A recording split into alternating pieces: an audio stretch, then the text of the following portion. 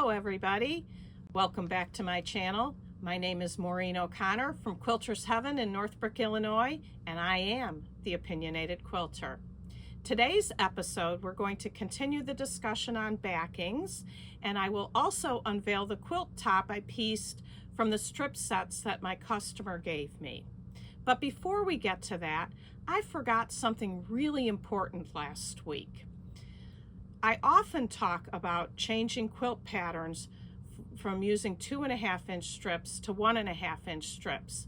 And at one point I said, well, it's half, so the math is easy. And one of the comments I got was 1.5 is not half of 2.5, so no, the math is not easy. That comment is one of the things that prompted me to do a video on quilters math, and then when I did the video, I forgot to address it. So here we go. That issue falls under the category that I talked about last week of do your math without the seam allowance and then add it back in at the end.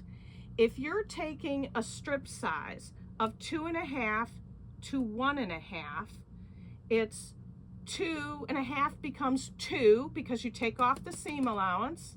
You cut it in half, it's 1. You add back on the seam allowance, so it becomes 1.5.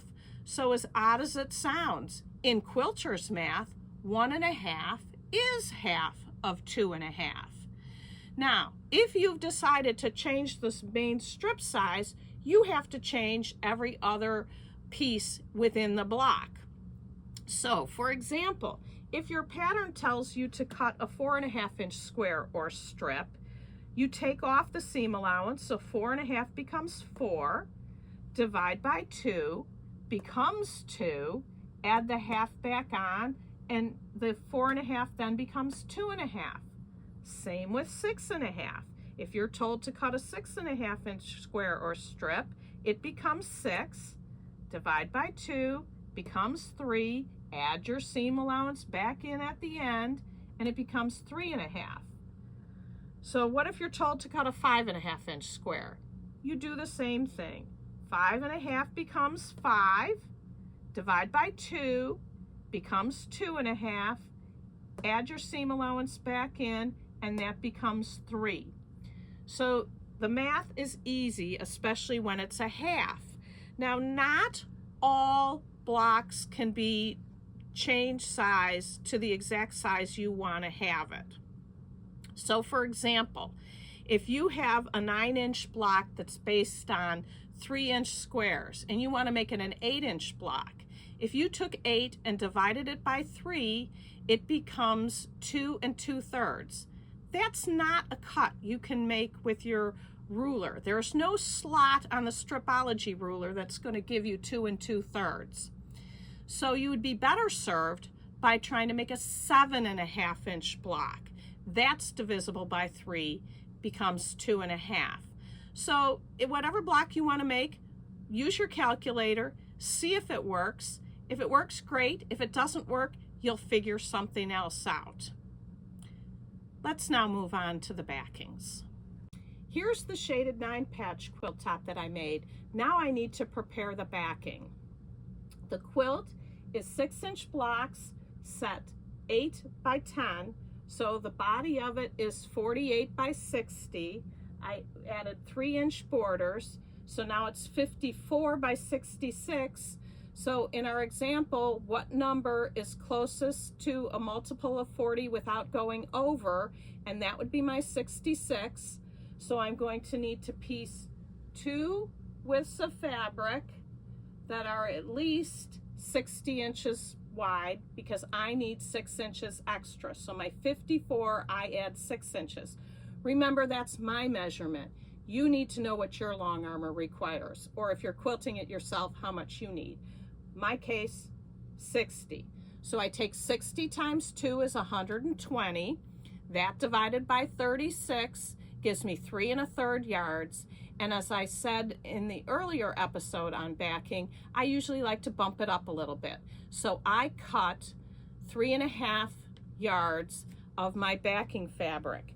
And this fabric is the Color Blends from QT Fabrics, and I just love this line. It's just a lovely blend of colors, hence the name Color Blends. I did try to find something in my stash to use. Unfortunately, I was not able to, so I'm very happy with this choice. Now I'm going to show you how to piece this together. And I've shown this before, but we have so many new viewers that many of you may not have seen it before.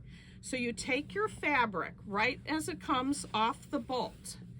You can press it later. You don't need to press it now. And fold it in half. And when you fold it in half, you will have 4 layers of fabric. The outside here, this inside one, and then the inside one and the outside of the back. There's only one spot in these 4 layers of fabric where it's right sides together, and that's these middle. And that's where I'm going to go sew it. I'm going to use a very generous seam allowance because I need to cut off the salvages, and I still want a 1/2 inch seam allowance after I cut off the salvages. So we're going to stop the camera, I'm going to sew, and then I will come back and show you what we do next. Now I've sewn from the top where I started all the way down to the off the edge. This is a folded edge here, and I think I forgot to say that this only works for non-directional fabric. We'll address directional fabric in a little bit, but only non-directional does this work for. So now I have a super wide seam allowance here, and I'm going to cut off the salvage.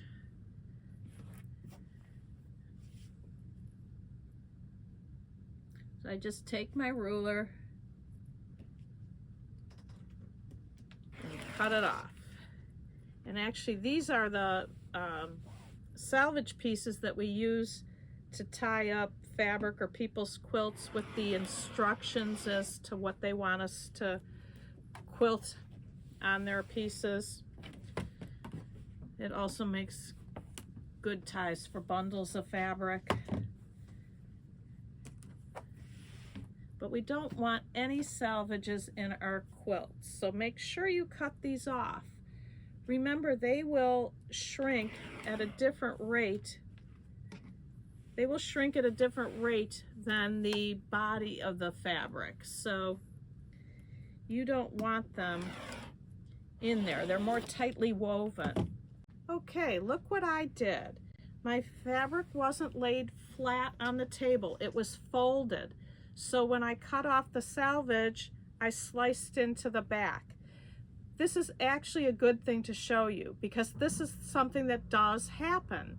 And this is why we cut 3 1/2 instead of 3 1/3. It gives you some extra fabric to work with in case you have a miscut. I had a miscut.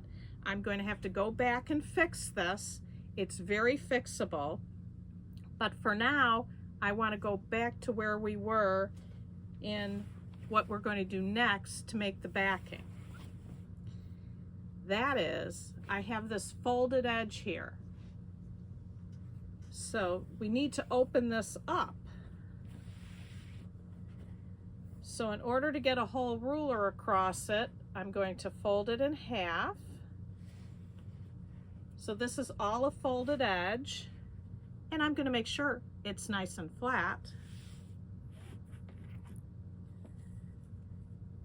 And I'm just going to slice off a little piece. You could take a scissors to it and just cut at the fold, but I find this method is easier. So now my quilt back is open.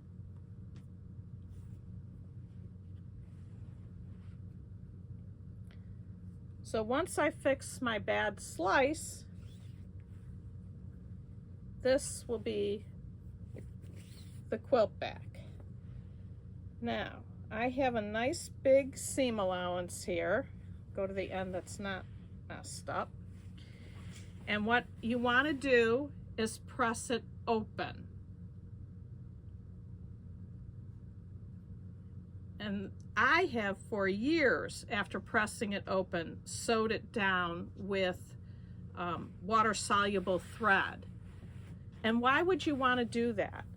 Well, when you have a seam allowance and it gets pressure on it from the long arm. Now, if you're quilting it yourself on a domestic machine, this really doesn't apply.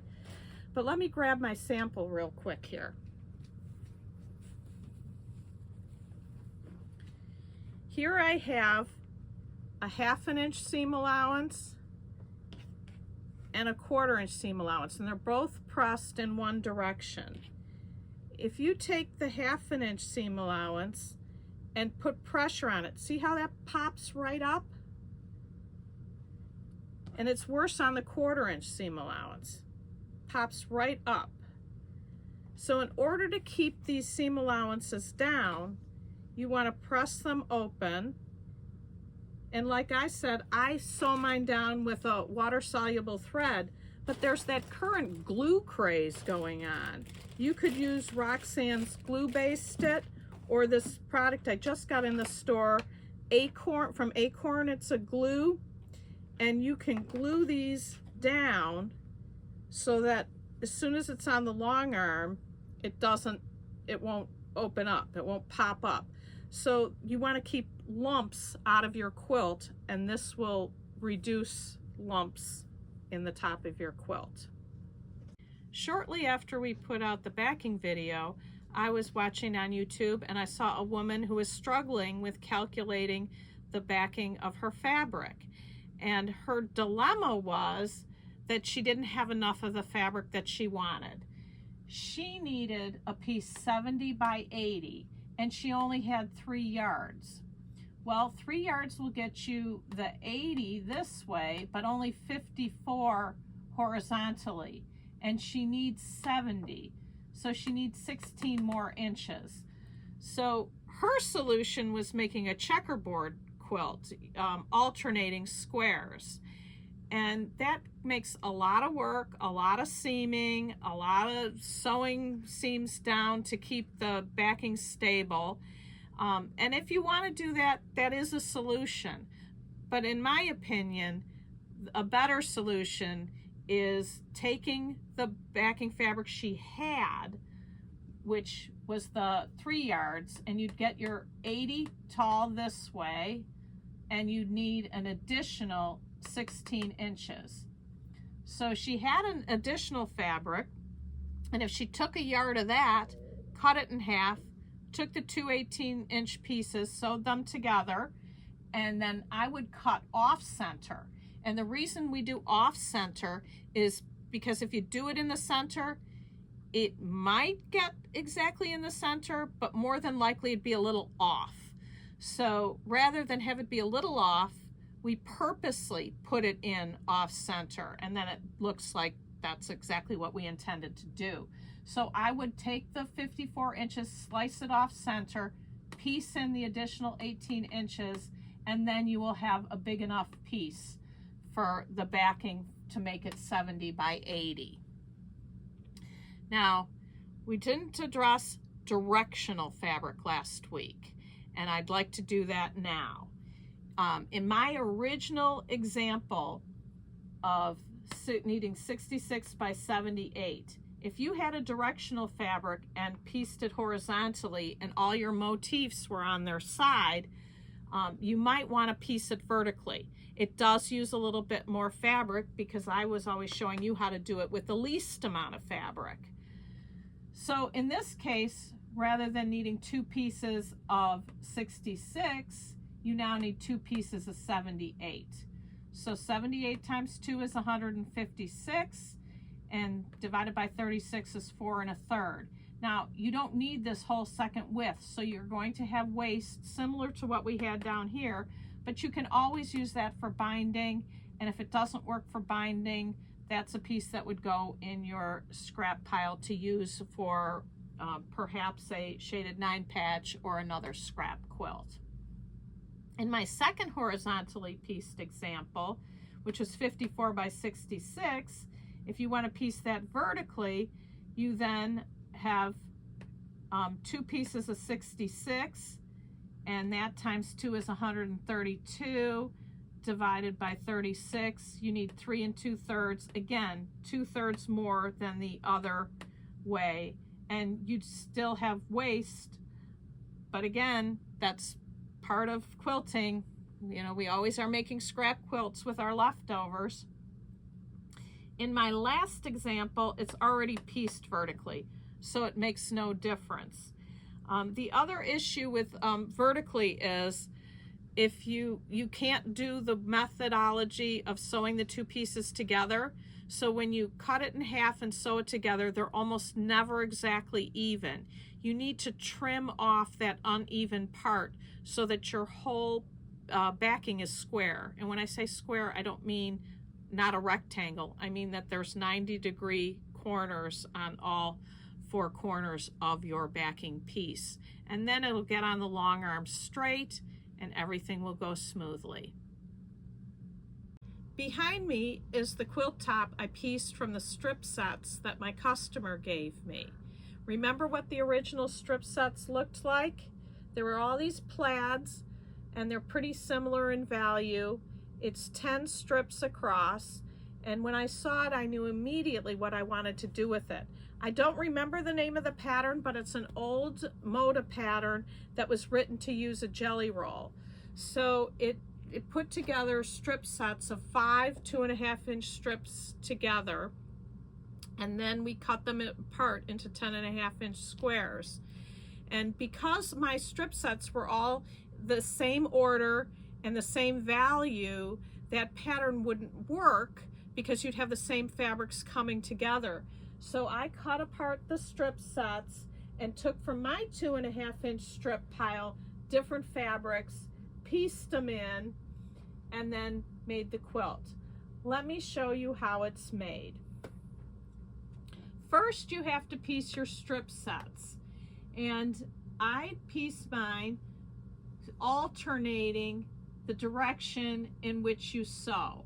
And the reason you do that is so that you don't get bowed strips. And in my example here, with needing 10.5-inch squares, you need every little bit of your strip set. You can't have it uneven. So rather than sew all in the same direction, you have to make sure that this stays even. So I would go to the sewing machine and sew these two together and these two together, which would be this seam and this seam down, matching up the salvages. And then when those are sewn together, I want to do this seam. Now look what happens if I go down here and sew even these up and sew up to the top. What happens?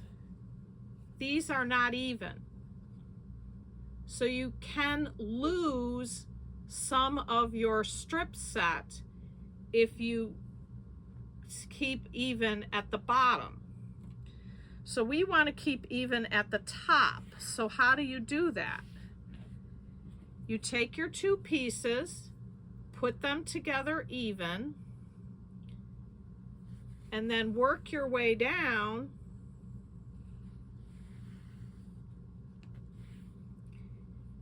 and you're going to start sewing here. So you're still going to sew from here to here, excuse me, but you're going to measure and keep even up at the top.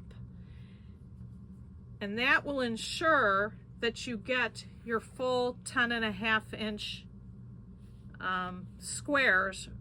You'll get 4 from each strip set. So now that you have your strip sets made and you cut them into 10.5-inch squares, you want to lay them in front of you vertically or horizontally. I did mine horizontally, but you can do either, just don't mix them up. You have to keep consistent, one or the other. And then you cut corner to corner. Oh, and I didn't say, it doesn't matter which way you press your strips because nothing meets up. You can press them any way you like. Open to one side, either direction, doesn't matter. So now you're going to cut corner to corner. You're going to mix up your strip sets, your half square triangles, and then you're going to sew them back together again. And there's one thing I'd like to show you about sewing the half square triangles together. So let's stop the camera, reposition, and let me show you that real quick and we'll come back. When you're sewing half square triangles together, you have a point that's going towards your needle. Unlike sewing squares together, if I was pushing those underneath the foot, the square would touch the feed dogs. This, because it's a point, you can see nothing here is touching the feed dogs. So you need to get your fabric advanced far enough for the foot and the feed dogs to start it moving. So I'm going to move my fabric up. There's my quarter inch mark, and I'm going to put my foot down. And now I'm going to start sewing. And as I approach the end, I like to use my seam ripper as a guide.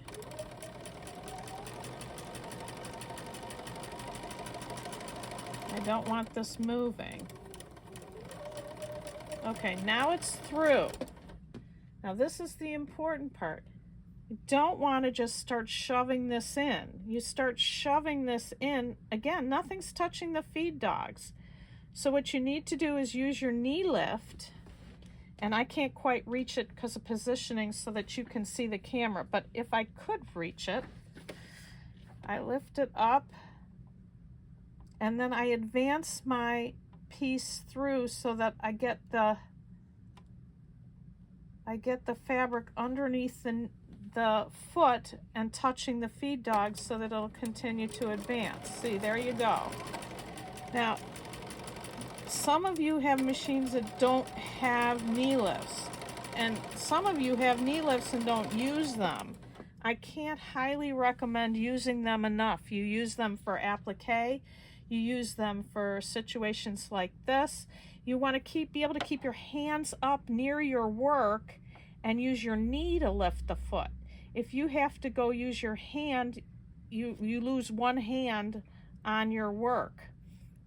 So to keep those half square triangles nice and neat, use your knee lift, and you can all use an awl or something like that. I use my seam ripper to help guide the half square triangles.